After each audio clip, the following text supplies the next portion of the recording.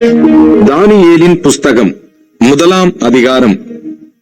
யூதாவின் ராஜாவாகிய யோயாக்கிம் அரசாண்ட 3ஆம் வருஷத்திலே பாபிலோனின் ராஜாவாகிய நேபுகாத் நேச்சார் எருசலேமுக்கு வந்து அதை முத்திக்கை போட்டான்.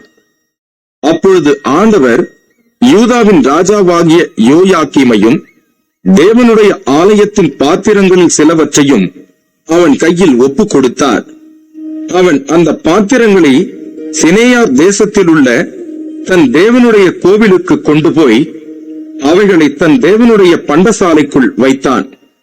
அப்பொழுது இஸ்ரவேல் புத்திரருக்குள்ளே ராஜ குலத்தார்களிலும் துறைமக்களிலும் யாதொரு மாசும் இல்லாதவர்களும் அழகானவர்களும் சகல ஞானத்திலும் தேறினவர்களும் அறிவில் சிறந்தவர்களும் கல்வியில் நிபுணரும் ராஜாவின் அரமனையிலே சேவிக்க திறமையுள்ளவர்களுமாகிய சில வாலிபரை கொண்டு வரவும் அவர்களுக்கு கல்தேயரின் எழுத்தையும் பாஷையையும் கற்றுக் கொடுக்கவும் ராஜா தன் பிரதானிகளின் தலைவனாகிய அஸ்பேனாசுக்கு கற்பித்தான்.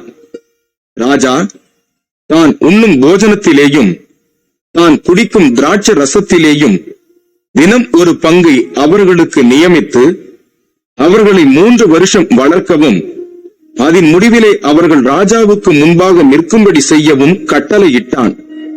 அவர்களுக்குள் யூதா புத்திரராகிய தானியேல், அனனியா, மீஷாவேல், அசரியா என்பவர்கள் இருந்தார்கள். பிரதானிகளின் தலைவன் தானியேலுக்கு பெல்தஷாத்சார் என்றும், அனனியாவுக்கு சாத்ராக் என்றும், மீஷாவேலுக்கு மேஷாக் என்றும், அசரியாவுக்கு ஆபேத் நேகோ என்றும் மறுபெயரிட்டான்.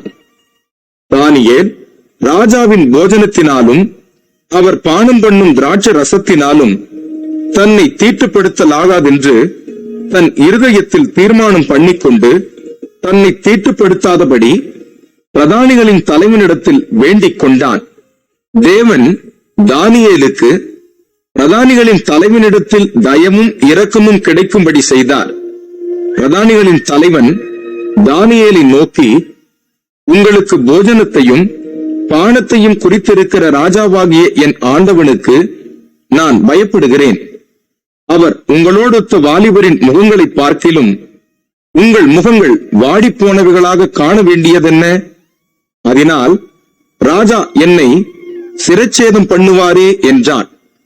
அப்பொழுது பிரதானிகளின் தலைவனாலே தானியேல், அனனியா, மீஷாவேல், அசரியா என்பவர்கள் மேல் விசாரிப்புக்காரனாக வைக்கப்பட்ட மேல்ஷார் என்பவனை தானியேல் நோக்கி, 10 நாள் வரைக்கும் உமது அடியாரை சோதித்து பாரும். எங்களுக்கு புசிக்க பருப்பு முதலான மரக்கறிகளையும் குடிக்க தண்ணீரையும் கொடுத்து எங்கள் முகங்களையும் ராஜ போஜனத்தில் புசிக்கிற வாலிபருடைய முகங்களையும் ஒத்துப்பாரும். பின்பு நீர் காண்கிறபடி உமது அடியாருக்கு செய்யும் என்றான்.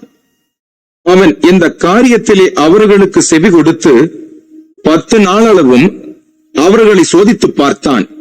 10 நாள் சென்ற பின்பு ராஜ போஜனத்தை புசித்த எல்லா வாலிபரை பார்க்கிலும் அவர்கள் முகம் களையுள்ளதாயும் சரீரம் புஷ்டியுள்ளதாயும் காணப்பட்டது.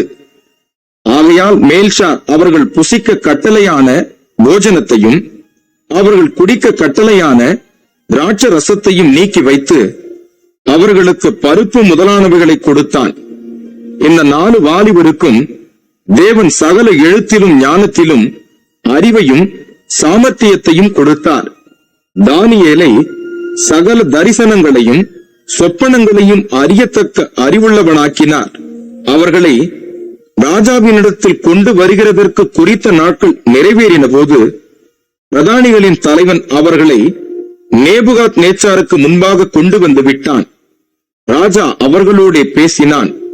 அவர்கள் எல்லாருக்குள்ளும் தானியேல், அனனியா, மீஷாவேல், அசரியா என்பவர்களைப் போல வேறொருவரும் காணப்படவில்லை. ஆகையால் இவர்கள் ராஜ சமூகத்தில் நின்றார்கள். ஞானத்துக்கும் புத்திக்கும் அடுத்த எந்த விஷயத்தில் ராஜா அவர்களை கேட்டு விசாரித்தானோ அதிலே தன் ராஜ்யம் எங்குமுள்ள சகல சாஸ்திரிகளிலும் ஜோசியரிலும் அவர்களை 10 மடங்கு சமர்த்தராக கண்டான். கோரேஸ் ராஜ்ய பாரம் பண்ணும் 1ஆம் வருஷம் மட்டும் தானியேல் அங்கே இருந்தான்.